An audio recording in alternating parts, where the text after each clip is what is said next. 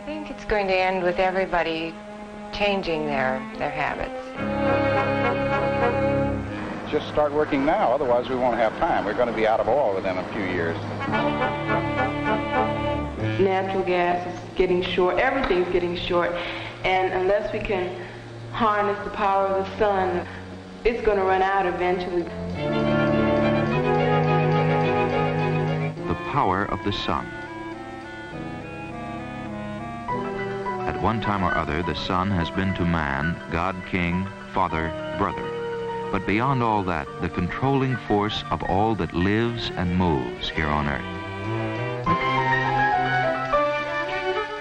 Its fiery element would change the course of continents and seas, would send awesome currents of pure energy charging through the atmosphere.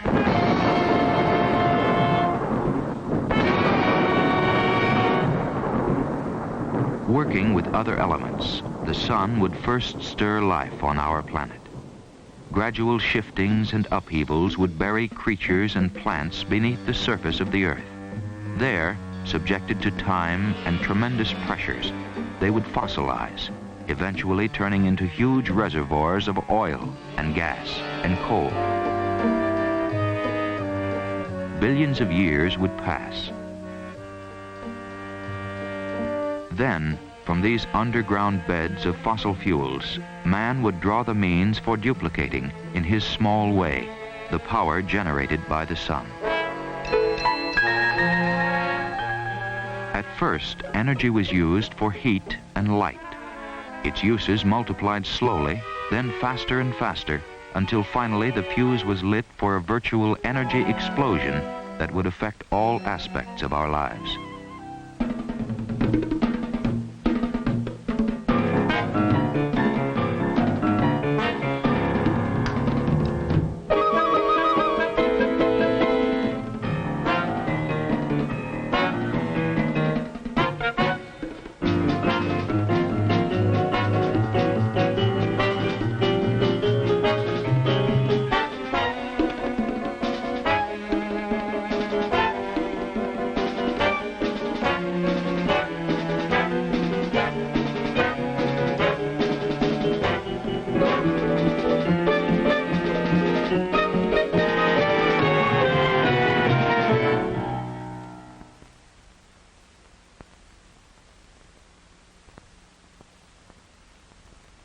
When a circuit breaker or fuse blows in our home, it's not because there's no energy available.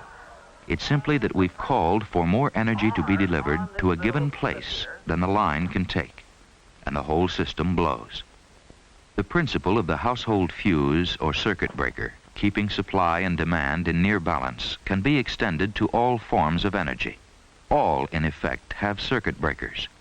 And when the demand grows greater than the immediate supply, the circuits break. Attention all passengers. Flight 307 is canceled until further notice.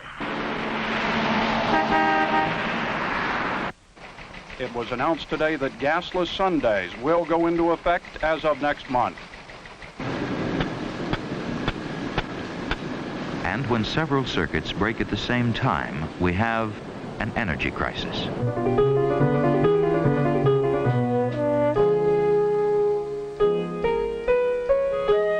We're in an energy crisis now, and will be for some time to come.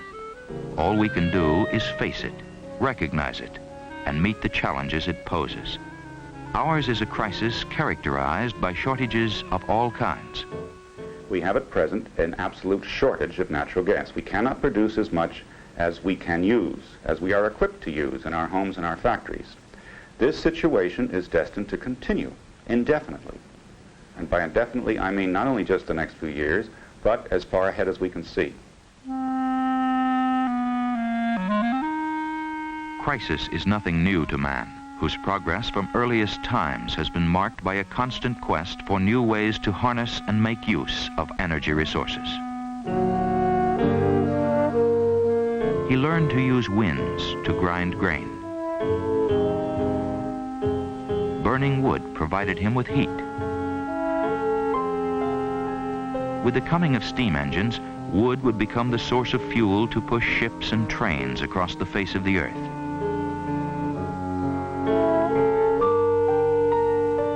Coal was the first fossil fuel to be exploited as a seemingly endless source of heat and power. We tunneled deep into the earth to dig it out. History is filled with references to oil, the fossil fuel we most rely on today. As far back as 300 BC, the Chinese drilled 3,000 feet for oil, using bamboo tubes and bronze bits. In 1859, Edward Drake drilled this country's first producing oil well near Titusville, Pennsylvania.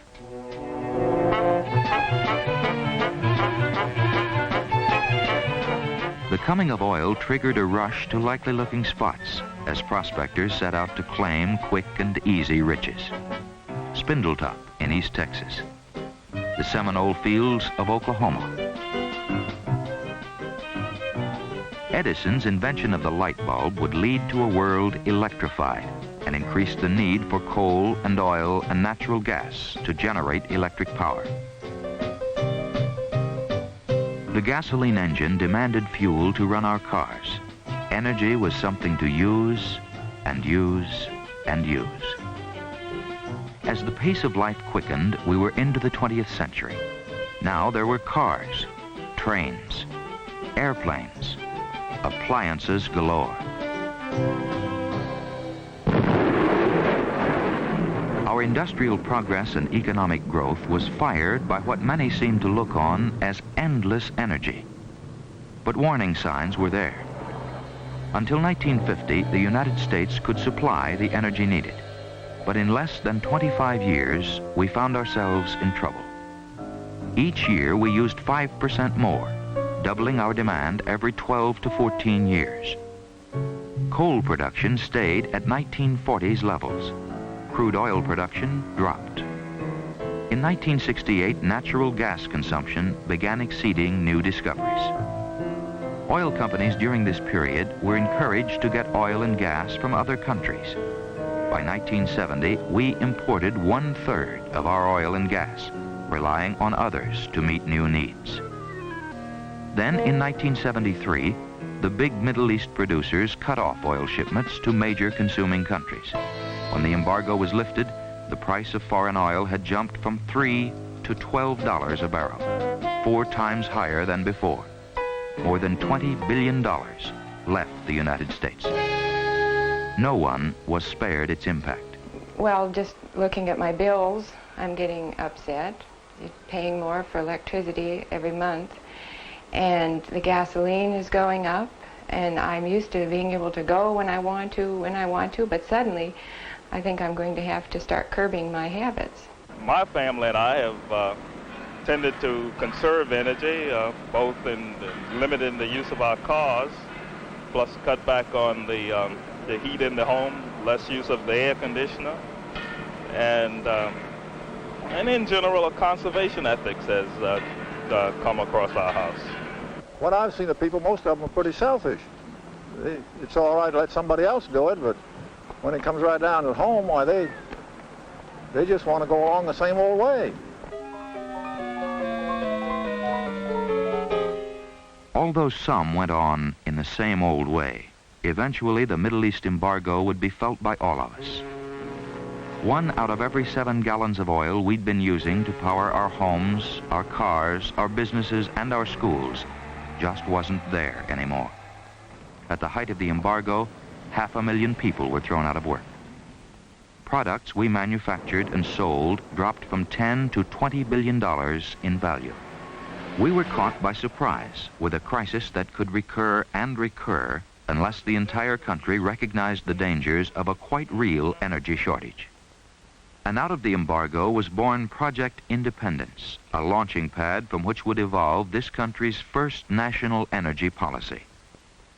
We must be able to cope with future emergencies. We must immediately fully use our traditional energy sources. We must develop new sources. We must manage better the present demands placed on energy. We must conserve. The first 3 goals are largely the job of government and industry. The 4th, conservation, is up to all of us. The blueprint was designed to make the United States energy self-sufficient by 1985. That is, we would import some oil, but would not be so dependent on other countries. To meet this challenge, we must change our energy habits. We must end our love affair with the big car and use buses and commuter trains. Only passengers with Metroliner tickets may board the Metroliner. We must walk or use bikes rather than drive. We must pay more attention to energy used in the home to guarantee that cool air is kept in the summer, warm air in the winter months. When lights aren't needed, they should be turned out. But cutbacks by individuals are not enough to prevent future shortages. Converting raw materials into energy uses up a tremendous amount of energy itself. So do manufacturing and heavy industrial plants. We must save fuel there, too. Here at the San Leandro plant, we have reduced our energy consumption 25%. We've achieved this primarily by being smart about when we turn lights off and on, and making sure that our equipment is running in the most efficient manner, and turning our thermostats down. But when you look at it, you wonder why you didn't do this before, but I'm sure it'll be carried forward in the future, and new and better ways to conserve energy will be thought of. Waste material can be used as a source of energy.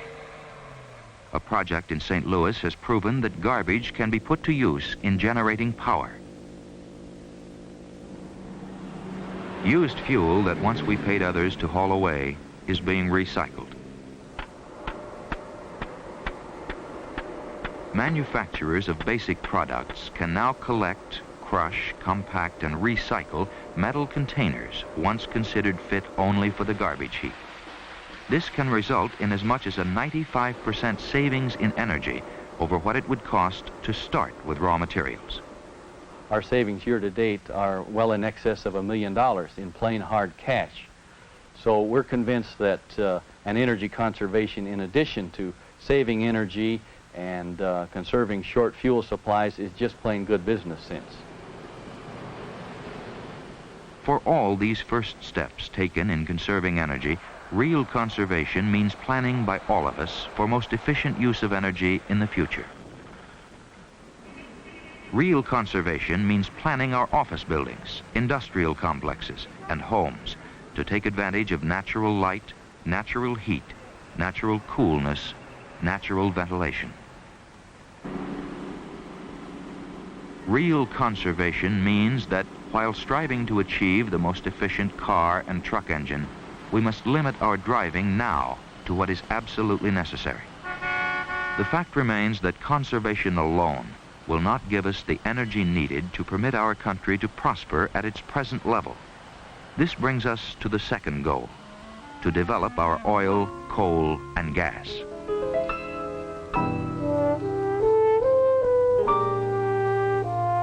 Much of this country, particularly in the West, was once a sea. Today it's a sea of scrub oak, sand, and sage. And beneath its surface lie rich pools of oil and beds of coal, enough, some say, to answer our needs for centuries. So great is our demand that we're looking for new energy in places once considered sacrosanct. Drilling for natural gas is taking place in George Washington National Forest in Virginia. It's a trend that more and more local utilities are getting into because they have to protect their pipeline supply in some way. They're going into drilling programs such as this one.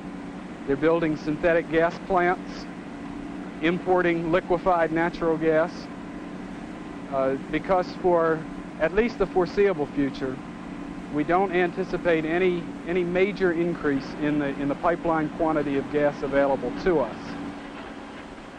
But as many wells as may be drilled, the prospect of big strikes on this continent appear remote.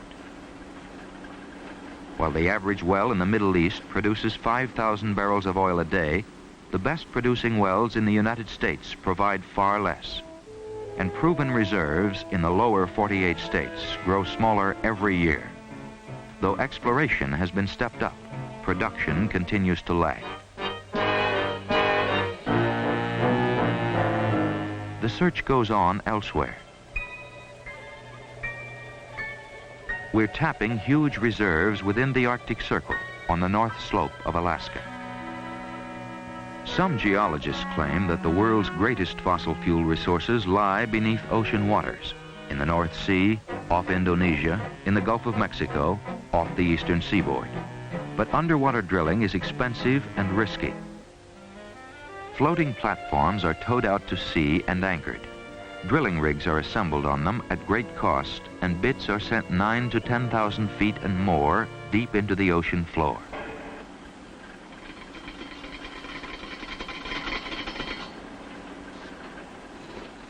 Oil and gas from 18 to 30 wells may pass through one processing rig in a given day for storage, piping, or sending on to land by tanker. Proven pools are being tapped beneath these waters in the Gulf of Mexico.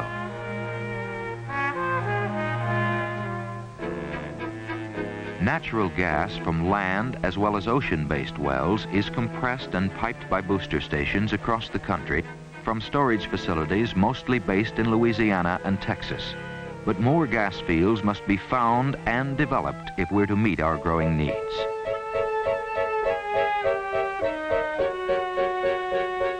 On the Rocky Mountains' western slopes, oil shale, oil-filled rock, is being mined and processed in an experimental plant. Though it's now expensive to get crude oil out of the rock, it could someday answer a good portion of our oil needs. In terms of the reserves available in Colorado, Utah, and Wyoming, they are very large. The high-quality mineable reserves that might be produced in the foreseeable future are also very large. This could be in the range of 5 to 10% of our total liquid fuel requirement. What about coal? Coal remains one of our greatest resources. There are only two ways to get at it. For generations, we've gone underground to mine it. Much has already been brought to the surface. Far more remains below. Another way to get coal is to strip off a layer of soil and rock. Rich veins of coal, particularly in the west, are there just under the surface. How you get coal, where you use it, how you dispose of the waste, all pose problems. Too often our countryside has been left scarred with mine waste. Those concerned about strip mining warn of land ravaged by bulldozers, stripped of all greenery, once rich plains left desolate.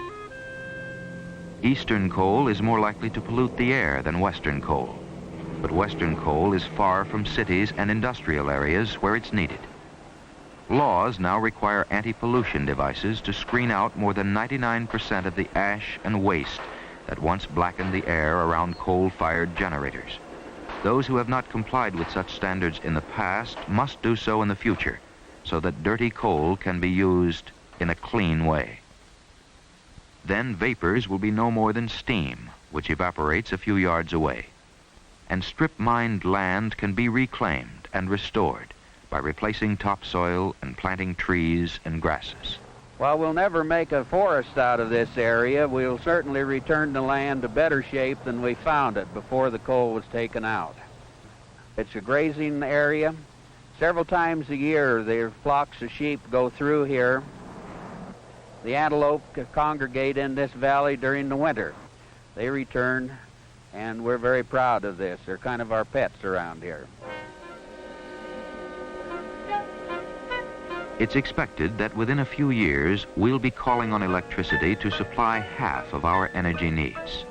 Unless we find new ways to turn our generators, we face serious electricity shortages. And we're approaching the outer limits of production in some areas, as with hydroelectric power. You are limited as to geography because you have to have a source of falling water. And most of these best sites have already been used. You have to bear in mind, too, that there are problems in balancing whether the hydroelectric capacity should be installed. Because when you build a dam, of course, you have to flood some area, building up the reservoir in back of it. All these things have to be taken into account in a balanced view of the energy and the environmental values to be considered. Compromises have been worked out which protect our environment at the same time satisfying fuel needs. More than 600 wells on 4 man-made islands in Long Beach Harbor, California, draw oil from pools as far as 4 miles away.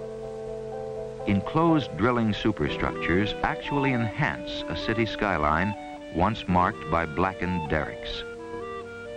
That's one way to attack the shortage while protecting the environment. But as with conservation, developing traditional energy resources is not enough. We need new sources. That brings us to our third goal, finding new kinds of energy. There's nuclear power. One theory is that nuclear fusion may be generated by injecting atomic neutral particles into a magnetic field. Still another involves use of laser beams. Our hope is to demonstrate, or perhaps come up with the invention of the new lasers required to make laser fusion reactors in the early 80s, and perhaps have a prototype reactor going in the 1990s. Though power generated by nuclear fusion lies in the distant future, power from nuclear fission, the splitting of atoms, already is a fact. But construction delays and the high cost of financing threaten to undermine the United States goal of having half of all electricity supplied by nuclear power by the year 2000.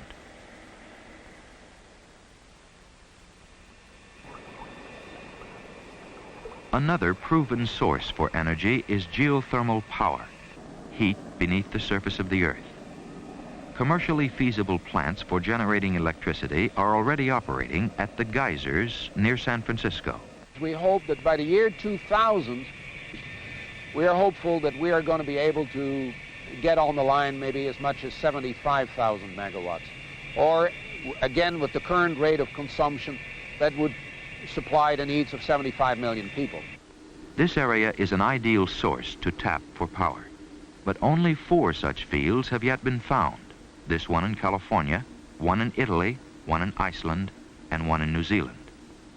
We're still learning how to explore for geothermal power and how to use it once we find it. Again, the target date for meaningful production beyond what we now have, the next decade. Success has been limited so far in attempts to capture and use the sun's energy directly. But there are an increasing number of solar-heated buildings and homes. We've been living in solar-heated houses for the past 15 years. Our first winter fuel bill here in Washington, D.C. was only $4.65. We used only 31 gallons of oil for an entire winter, and that was with half our days cloudy and temperatures down well below freezing many times. The principle of solar heat is quite simple. It works best in areas where most of the days are sunny. Water running through panels is warmed by the sun's rays, heating the house, providing hot water for family use, being stored during the night for use around the clock. Solar heat is practical. It works. But it must be supplemented by traditional energy sources. No real breakthrough has been made in converting solar energy into electric power. Target date for this new development? No year mentioned. Scientists and engineers are engaged in basic research now to find other sources of energy. Wind power, underground coal gasification, breeder reactors, tidal power. But no one presumes to lay down a timetable for achieving man's age-old dream of unlimited energy. The goal seems too remote. For the next 10 years, we must rely on the fossil fuels which have served us in the past. With oil and gas production in this country going down each year, we have no alternative but to conserve. Otherwise, we are faced with a dollar drain that within one short decade could result in concentrating the world's wealth in the Middle East. The oil exporter gets richer, and the oil importer gets poorer, and the consumer pays the bill. Unless we conserve while we look for new energy sources, we face the recurring threat of embargoes, of energy circuits breaking without warning. We must recognize right now that energy will cost us more. That is a fact of life.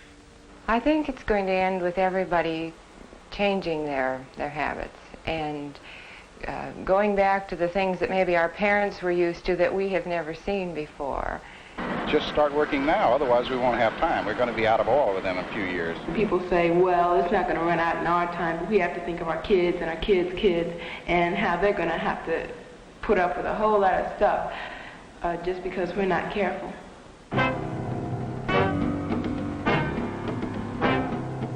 We must change if we're going to have the energy we need.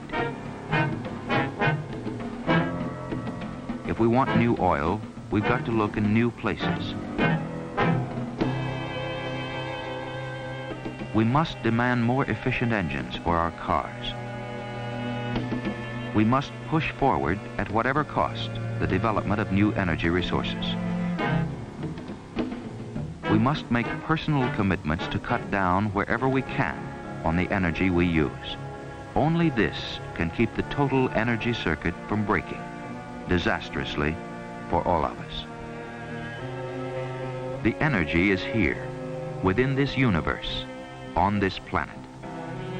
It's a challenge facing each of us in all lands, to explore, to find, to develop, and to use wisely, not wastefully, the energy that's here.